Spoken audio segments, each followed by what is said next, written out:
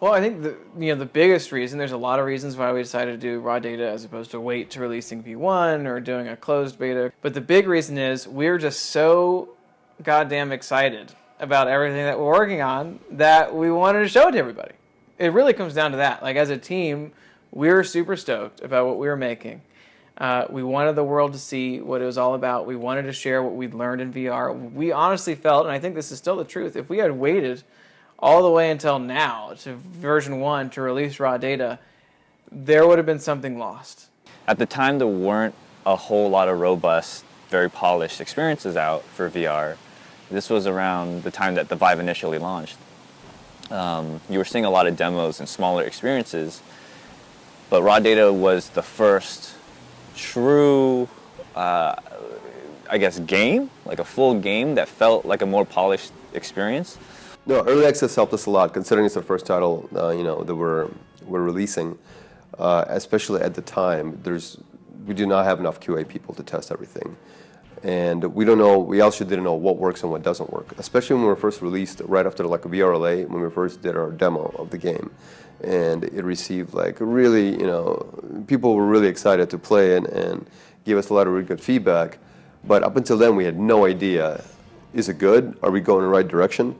When the QA started, it was just me, plus then 2 other testers when we launched Early Access 1. So it definitely helped getting feedback from the community, because let's face it, there are just millions of PC setups out there, and we can't replicate the stuff here. There's been plenty of cases where they've submitted feedback through our website and everything. And I've actually gone like face to face to producers, like since it's such a close studio, it's not like I'm sitting in a different office somewhere, and their feedback gets heard, and they've made changes based on a lot of player feedback. So I think the players feel that their feedback's being heard for sure. Another thing was obviously community. VR is a very small world. The people who invest in VR are there's not that many of them yet. But they're extremely passionate, they're involved, they're up to speed on all the latest tech, and they know what they're talking about. Raw data, it's completely relational. I feel like there are so many people that I've met and so many people that I've become genuine friends with through this community that believe in our game. And I can't even begin to describe what that feels like to be on a team that has so much support and so much advocacy from the community.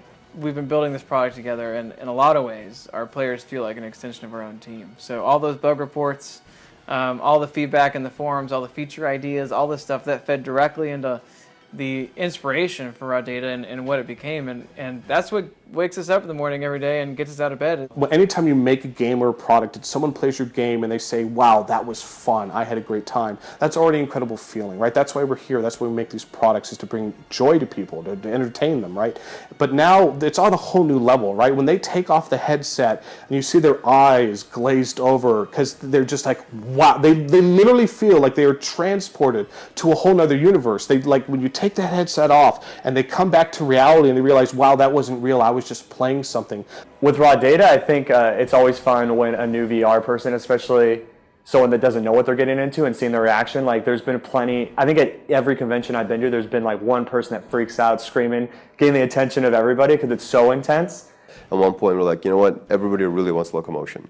We were not planning on locomotion. Everything was going to be teleport initially, just because the rules of VR at the time said, you do not locomote, right? You teleport or you blink, whatever it is, you're going to make a person sick. But from the early access, we keep hearing, we want locomotion, we edited there. And then it made a lot of people happy.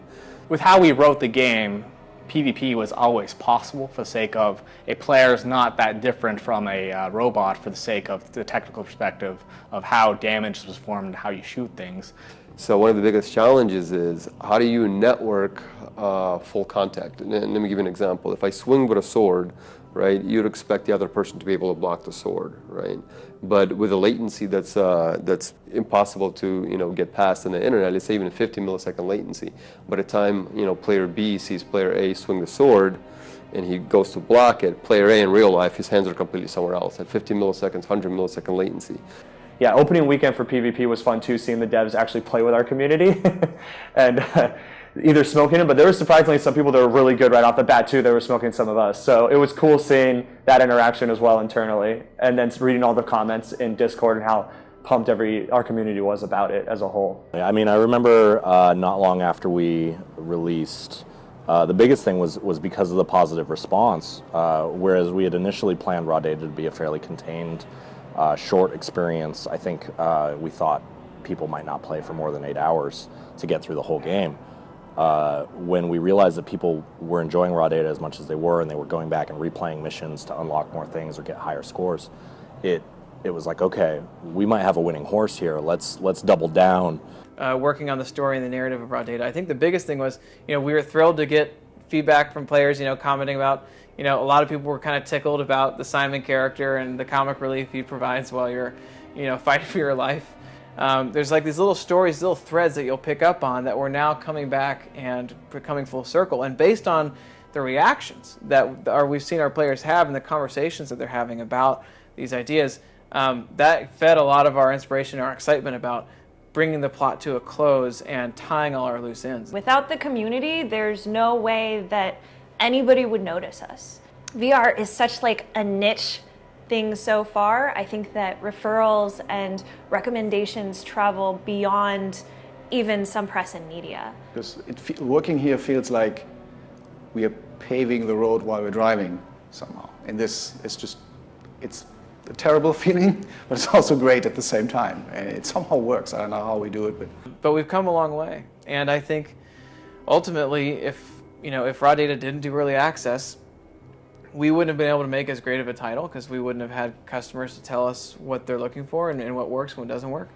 And ultimately, in a lot of ways, it wouldn't be the same game, and maybe the industry would have been different too. Well, it feels great to know that we played a role in the VR revolution and kind of getting these things out to people, but we also have a large role to play moving forward as well. All publishing tasks have been completed. Your application is now visible on the Steam store. Woo!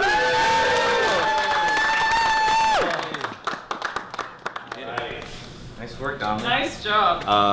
Thank you, sir. This is for everybody, guys. This is a team effort.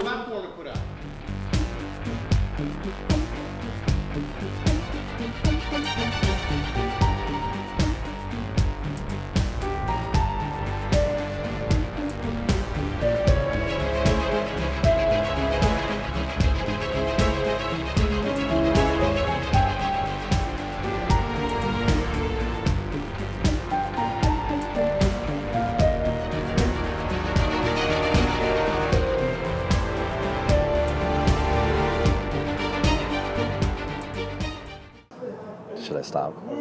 Ben. Guys,